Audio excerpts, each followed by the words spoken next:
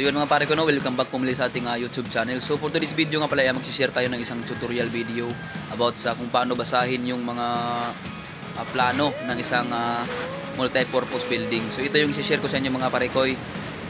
Sana ay huwag mong kalimutang mag-subscribe at click na rin ng bell button para updated ka sa iba ko pang mga video tutorials na i-upload. So huwag na natin patagalin. So tara, simulan na natin.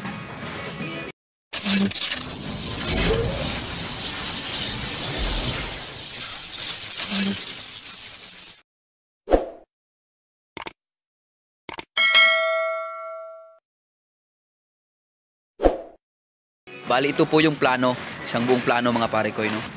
Multi-purpose building po itong ongoing project natin ngayon mga pare ko. Bali rehabilitation po siya. So ito po yung una nating makikita sa ating plano.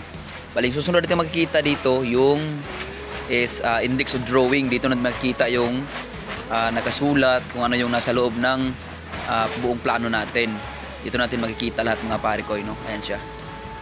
Ito yung next page na makikita natin sa isang plano. At yung susunod namang page, yung makikita natin dito ay ang summary of quantities. Kung ilang units at quantities yung magagawa natin sa isang buong project mga pare ko. Dito natin siya makikita sa third page mga pare ko. At so ayan, next page naman tayo mga pare ko, no? Ayan. Yung fourth page naman natin makikita ay yung perspective, yung gagawin nating project mga pare ko. Ito po siya.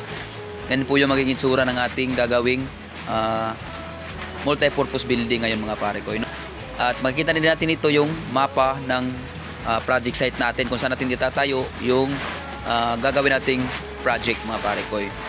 Bali yung gumawa pala nito mga pare ko ay architectural po siya mga pare ko. Ito po yung page ng architectural. Dito natin yan makikita. Ayan. Pag may letter E na nakikita dyan mga pare ko or ER, is ibig sabihin po niyan ay architectural. So ngayon next page naman tayo mga pare ko, no? So yan dito. So yun, construction notes. Dito natin makikita yung lahat ng sukat ng lateral ties,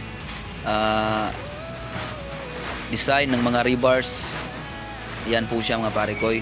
Wala naman tayong door opening dito mga pare ko, no? Pero nilagay nila ito sa plano kasi yan.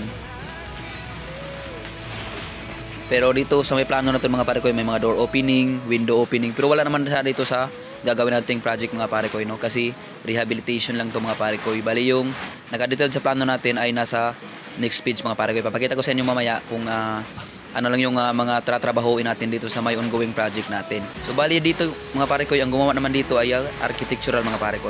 Ayun po siya. Pag may E pa rin sa baba, ito pa rin yung titingnan nyo mga pare ko kung saan siya nakabase. Bali architectural po siya mga pare ko. Architectural po yung gumawa nito mga pare ko, no? So next page naman tayo mga pare ko. So dito construction notes. Dito natin makikita yung mga splicing ng lap splice ng mga reinforcement natin, rebars mga pare ko, lateral ties, mean bars, laki ng stirrups at mga mean bars natin mga pare ko kung saan natin ilalagay. Ayan po siya mga pare ko, no? Ayan po siya.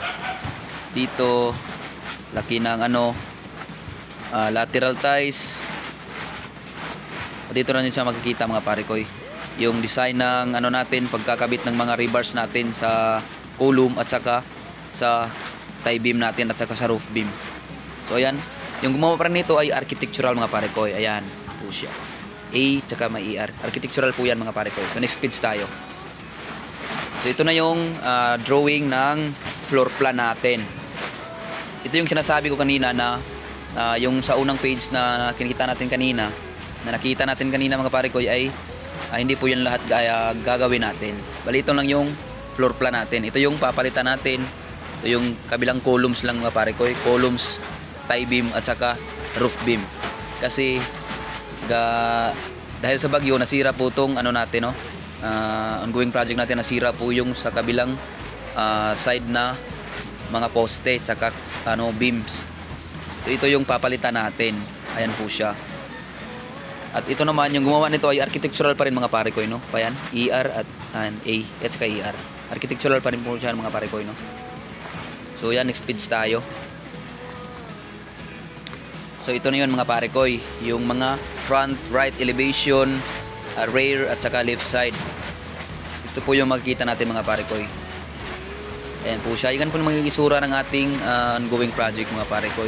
Isang steel truss. Ayan po siya. Ito yung roof natin. Ito yung columns, roof beam, at wala yung tie beam dito.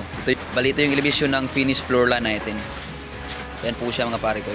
So next page tayo. Architectural pa rin pala yung gumawa nito mga pare ko. No? Ayan, architect po yun. So next page tayo. Ayan. Dito na yon yung cross section through A at saka section through B.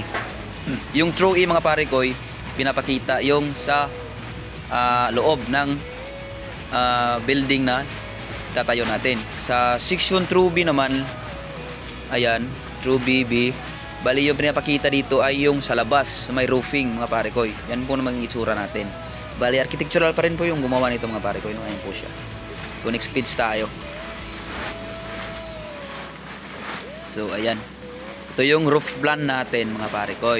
Bali yung gagamitin nating roofing dito ay rib type. Rib type po siya. So ayan siya mga pare ko, no? Bali rib type yung gagamitin nating bali bubong dito mga pare ko. Ito po yung ano natin maging itsura sa taas pag tinitingnan natin sa plano mga pare ko. Yan po yung maging itsura ng ating bubong. Bali yung gumagawa rin pa rin nito sa planong to ay architectural pa rin mga pare ko. May E pa rin at ER. Architectural po yan mga pare ko. Yan po yung tandaan natin mga pare ko.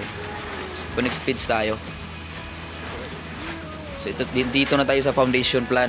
Ito na yung foundation plan natin. Ito na yung laki ng hukay natin. Hukay ng pagbubuhusan natin ng footing. Ito yung column natin. Ito yung tie beam natin mga pare ko, no? So ayan po siya mga pare ko. Yan po yung foundation plan. Ibig sabihin pundasyon po ng ating itatayong poste, columns, tie beams at saka roof beam. Dito po yun.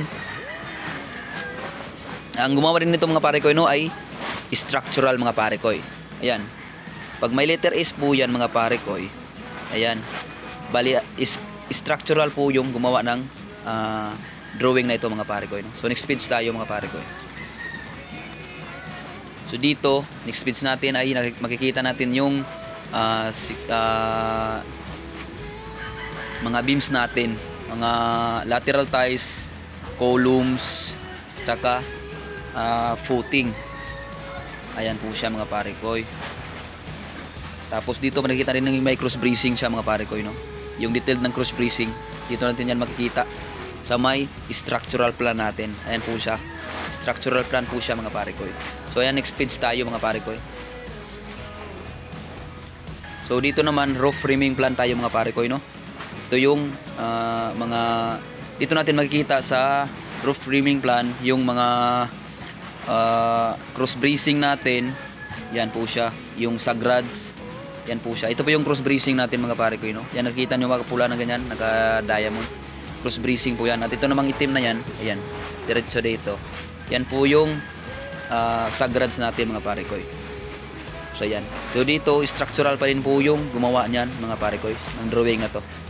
So next page tayo.